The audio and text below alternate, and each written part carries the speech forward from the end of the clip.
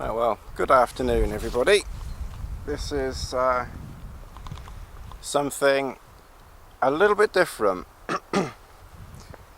This is the start of the Fairfield Horseshoe. That could be Lake Windermere. It's either Windermere or Grasmere or Rydal Water or... Anyway, there's some water over there, and this is the Lake District. Lassie hasn't got any water, so she's decided to, Lassie, start digging holes, trying to dig for water. So yeah, we're heading up in that direction. As I say, I'm very helpful. I should know what that water is over there, but I've been here a few times, but never actually walking, and it looks quite a big body of water, so my guess is Windermere. Anyway, we're heading in this direction. That's some water. There's some water back there. As usual, my videos are fact-filled of useful, or is it useless, information. Water that way, hill that way, and we're going up the hill.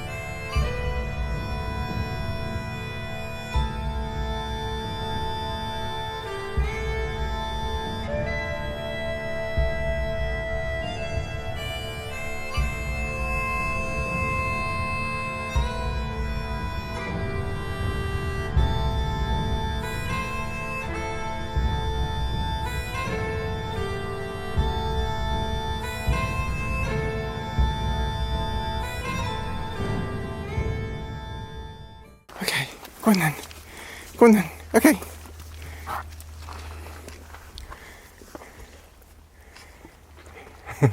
We're on our way.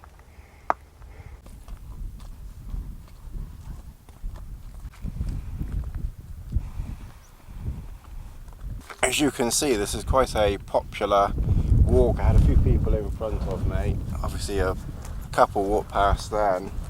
It's mostly couples I've been seeing. And here we have a dog.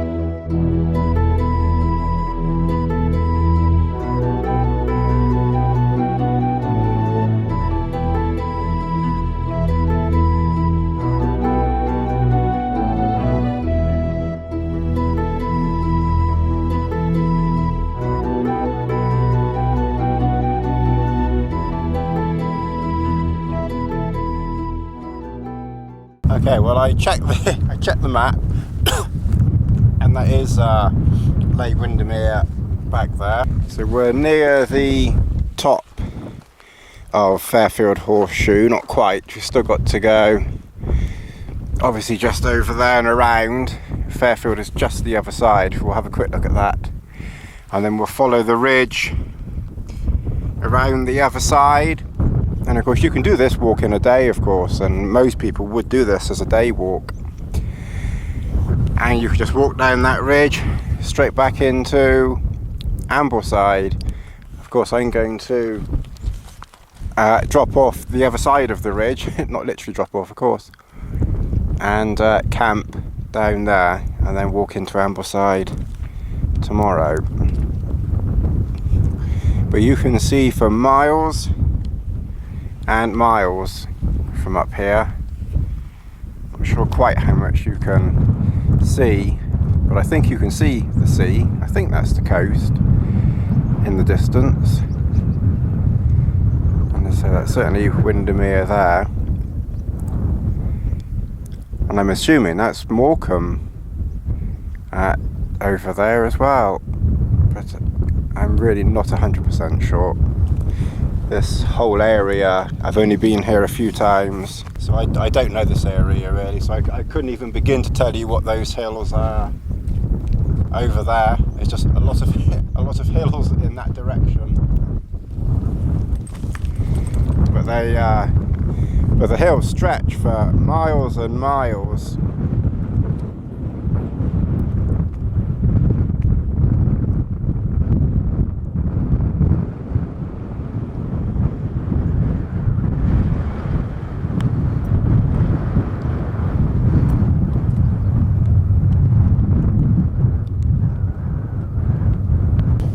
Okay, well this is Fairfield, so we've come just beyond the Horseshoe, just carry on walking over that way.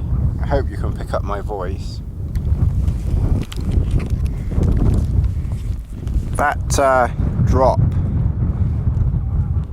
down there, which I'm not going to get much closer to the edge, but that drop down there is called Cork Cove. And I can tell you, just looking down there, my testicles are disappearing. That is one hell of a scary drop down there. So I'm just going to come up here a minute. Okay. Hello. How you doing? Very well, thank you.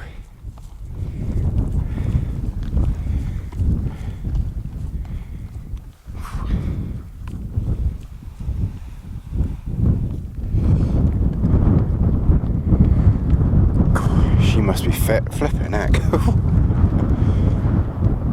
I'm knackered just walking up here. She's running around up here. I wonder where she's going. Anyway, it's starting to get chilly again, so I'm going to carry on walking. Well, that in front of us is Hart Crag, which we'll be walking over soon. Let's go down here and up, and then it's a little way the other side, not too far to when we turn off. But you can see the valley hopefully quite clearly down through there, with Windermere in the distance. So I've got a little bit of a cold. It's not too bad, but you can see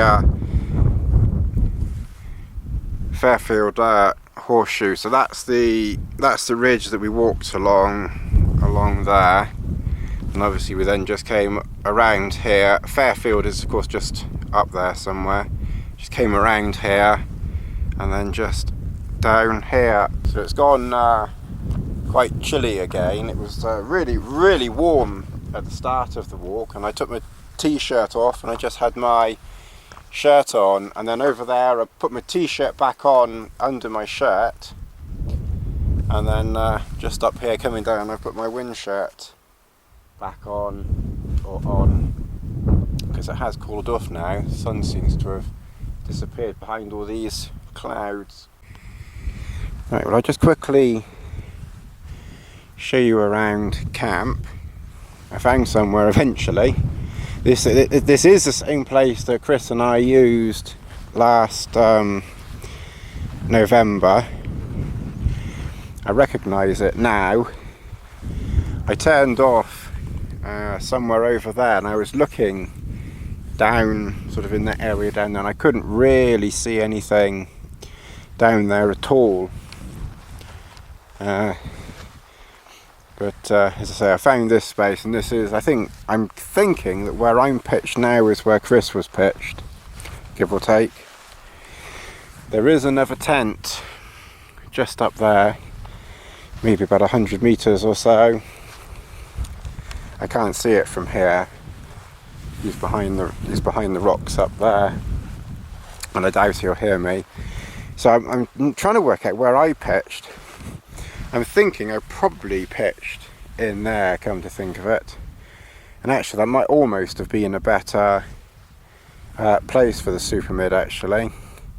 I didn't spot that place earlier, but that's probably actually a better place. And the Namaj would probably pitch there as well. The only downside to the Supermid is obviously because it is so big, it takes up half of the Lake District. So pitching it was a little bit tricky. In all honesty, I made one slight mistake. I should have just pitched the whole thing a little bit to the right, because it's flat here. So I should have pitched it maybe about a foot further to the right, because the only problem, and as I say, it's my fault, I should have changed it, I was too lazy, is this mound here. And of course this mound here, that one there, is because it's there, it's raised that corner. So of course I had to raise the centre pole.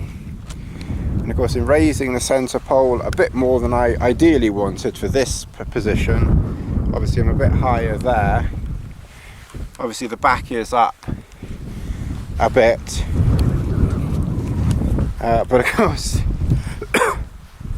that side and of course this side are pitched, you know, way off the ground. So just moving over slightly would have made that better, but that's fine. I'm not worried about more air the better, and I'll probably leave the door open anyway, so unless it rains, and then I'll close the door, so I'm not really worried about it.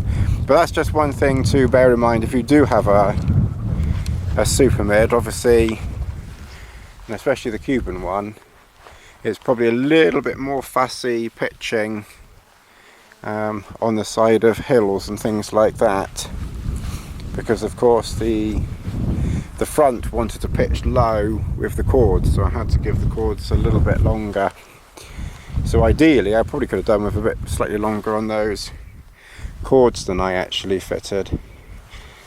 But anyway, that's the view that we have. It's mainly just these little foothills here. Obviously the main view is just beyond, but it's now nearly 6:30 and it's dark in less than an hour now, so I do think it's time to settle into bed now. Bugger, and I thought I was mad. I don't know if you can just make out, just going up there, two men running.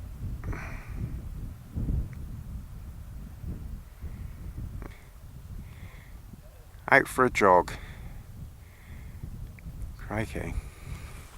Don't think they're going to get back before it's dark. Well, they might just. But still, once you're up on the top up there, to be honest, it's really just following the brick wall down. It is fairly easy to get back once you reach the top, so they'll get back all right.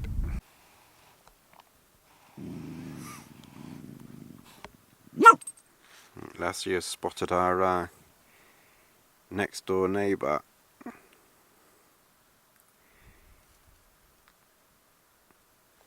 So I assume that's our next door neighbour.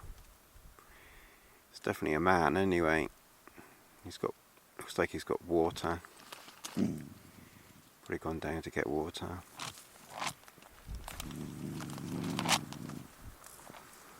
He probably thinks, what on earth is that chap camping in over there? Okay, well, we're in camp and we've not been disturbed or anything. It's 7:15. Lass is having a jolly good wash. She's got all that bed and she's nearly half off it. I've preheated my meal, which I've never thought of putting it in my camera bag before, but I've put it in the camera bag, so that would be ready to eat soon. Unfortunately, it's a vegetarian one, and I'm about as vegetarian as a polar bear, so I hope it'll be okay. But let's have a quick nose what we've got around tent. So that's my trousers. Obviously I've taken them off and put my leggings on. That was my sealskin socks in case I was walking around camp, because I didn't do that. I've still got a couple of rolls left, so I can probably finish those tomorrow. I brought the Mountain Laurel Designs sleeping bag quilt liner with me on this occasion. It's very, very light, doesn't take up any room. I'll see whether I need it or not. I believe it adds a couple of degrees. And then I've got my down jacket in there. That's my balaclava, which I may need this evening. Obviously waterproof trousers, waterproof coat there. And then around here, obviously there's the Phantom stuff over there. Lass's pack, shoes and obviously wet socks. They were dry until this last bit and they got soaked, which is pretty nice in the morning. Obviously plenty of Lassie food there, water and her food bowl. What have we got back here? That's just my rubbish pouch, first aid, repair kit, my hat, and there's, in that one is just some extra hats and gloves in case they're needed for walking. My phone and my towel, and I've got another towel in there if I need it. So I think it's time to try my my meal. At least being vegetarian, it won't be attracting any polar bears. So that's good news. Okay, well, good morning everybody. It's 7:45. I've been awake maybe 3/4 of an hour, and I packed Lass's bed away just over there for the simple reason I woke up and she was fast asleep outside. She wasn't even inside, so I thought, well, to save a minute I'll pack it away now. But she's going to have to get used to sleeping on it in the winter, because she can't sleep outside in the winter. But anyway, the temperature last night was about 10 degrees. This morning it's about 6.5 to 7 degrees centigrade, so the temperature has dropped about 4 degrees, so it is definitely cooler this morning than it was last night. I had one question just the other day from someone asking how I make my porridge, and I thought, well, I'll just answer it here. I use these Quaker Oats porridge sachets. I put my tea bag on the other one, but I use 2 of these. I used to use 3, but I found 3 a bit too much, so I just tend to bring 2 now. So I use 2 of these. So what I do is I put water in the pan. I used to just mix it straight in with the water.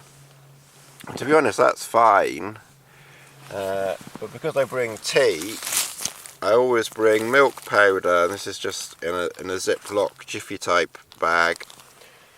So if I remember, I usually try and put a little bit more powdered milk in, and I put that in the water first, and then give that a stir in the water, let it dissolve down, and then add the Quaker Oats to that. So that's how I do my porridge. It looks like Lassie has finally decided to have something to eat. She's certainly got, you always have different personalities to dogs, so she's certainly different to Bess. Put food down for Bess and it would have disappeared before you'd put it down. Lassie sort of thinks about it for half an hour.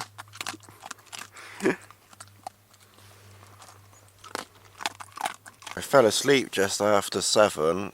I read a bit of a book on the Kindle on my phone until about 7. And my eyes are feeling heavy, so I thought, oh, so just relax. So I put my head on the pillow, and then really the next thing I knew, it was about 3 o'clock this morning. A couple of things I wanted to mention. Unfortunately, I didn't like my vegetable kung po.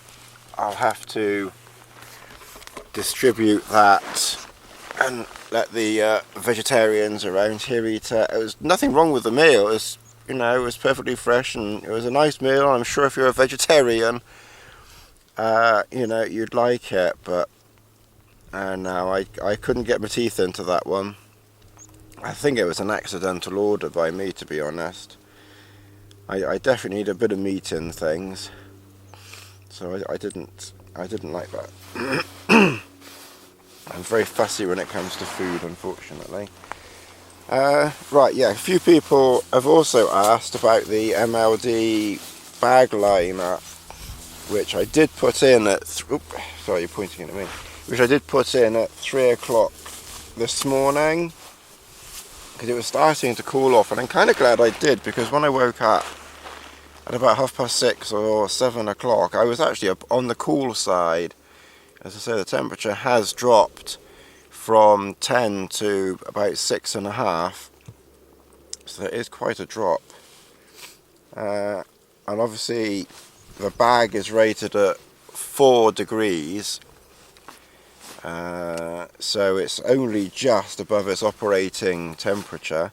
Obviously, there is some ingress of cool air coming from underneath, but I've always said, and maybe until I get old and wrinkly, or maybe until I see the light and something different happens, but to me a shelter keeps the most of the wind out. Maybe a bit more wind than this would be good. As I say, a slightly better pitching would have helped, but to me a shelter keeps the rain out and that sort of thing. And then the sleep system is what keeps me warm, and a hat and that sort of thing. And so that's just how I do things. If I was travelling with someone new, then I would probably take a tent or something like this, because obviously air coming under big gaps like that doesn't really bother me, but obviously it's perfectly understandable that it would bother a lot of people.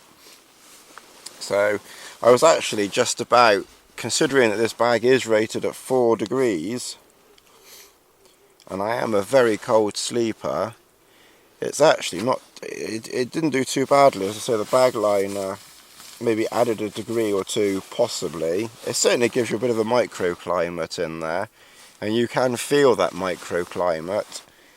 But it is small, so if people are getting them, don't expect your bag suddenly going to be rated, down to Antarctic temperatures. It is small, but it does help. And again, I've got my wind shirt on, my shirt on, and I've got a merino base layer, or a merino t-shirt on. And I had that on all night. So as I say, I am a cold sleeper, as I keep saying, and that's quite important because everybody sleeps differently. Luckily, as I say, I had my rolls I don't normally bring rolls, but because it was a long drive up here, I wanted rolls for the car, and I didn't eat them all in the car, so I carried them with me. So to be honest, I couldn't have been very hungry because I only had half of a roll last night. I haven't touched my down jacket yet, that's in there, and I probably won't need that now. And that's about the size of the update for this morning, and it's now dead on 8 o'clock. I don't think I'll be going until it's going to be gone 9, and I don't know how quickly other people take to pack up, but I'm very slow at packing. It's not that not that I'm slow. It just seems to takes ages. It's a good hour from breaking camp, not breaking wind. It's a good hour from, as I say, starting to pack to actually, you know, walking out. I don't think I've ever done it in under an hour. I know some people do it in like 15 minutes. I don't know how they do it so quickly. But no, it always takes me ages. But then there's no rush, so I'm gonna have one last cup of tea and then I will start packing. Okay, well, we've left camp. It was probably the quickest. I think I actually got out of camp in about just see someone walking up over there. I think we got out of camp. Lassie's, she's digging again. Lassie. Yeah, I think we exited camp in about 3/4 of an hour today. It's almost a record, that one. But this is the track that we're following here. So we were just the other side of this little ridge here. So we were just down, not down here, but just down that one down there. So we just came over the top of this little one here, down here. Then there is a track. There is a track down there that takes you straight into Ambleside. And if the weather had been, you know, really poor, I probably would have gone that way, because my navigation's, it's okay, but it's not, you know, it's not perfect by any means. So if it had been really misty and horrible up here, I potentially would have headed back down that easy track. But the weather is quite good. It is windy, but it's not too bad. So we'll head up here, and this is Red Screes up the top up here. So we'll go up and have a look and see what's afoot up there, if we can stop Lassie from digging. Alright, well, this is Red Screes, and if I step very carefully, and I'm sure there's one or two of you that would like to push me off here, you won't be that lucky, but down there is a road. I have no idea what that road is, but it's, if you pardon the French, it's a bloody long way down. And as luck would have it, just as I get up here after talking about navigating, the mists have come in. I'm 99% sure that's the path. Having said that, I've been 99% sure something's a path on Dartmoor in the mist, and it hasn't been. So map and compass will be coming out just to confirm that it's in that direction. But it has to be, because we came in this direction up the hill, and I know the ridge goes, as I say, you know, basically come that way and back that way. But I am going to check, because I do not want to get lost up here. Anyway, it's getting a bit nippy again, so as I say, I'm just going to check the map and compass and then head off, and I hope it's in that direction. Oh, just as an aside, Lassie has found water, but she hasn't quite braved it to get in. She's obviously thinking about it, but something's putting her off. Oh no, she's in.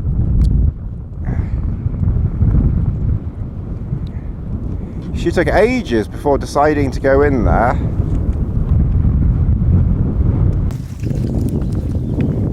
Well, we did make it off. This is the path down to Lassie, come here. Ambleside.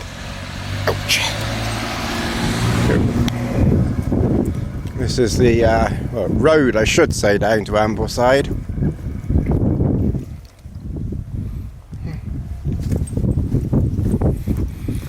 So if I don't get to film anymore, you know, thanks for watching, and see you again soon. Probably be on Dartmoor again next time, but it's certainly been a lovely experience up here. Very beautiful. I'll definitely be back. I don't know when, but as Arnie says, I'll be back.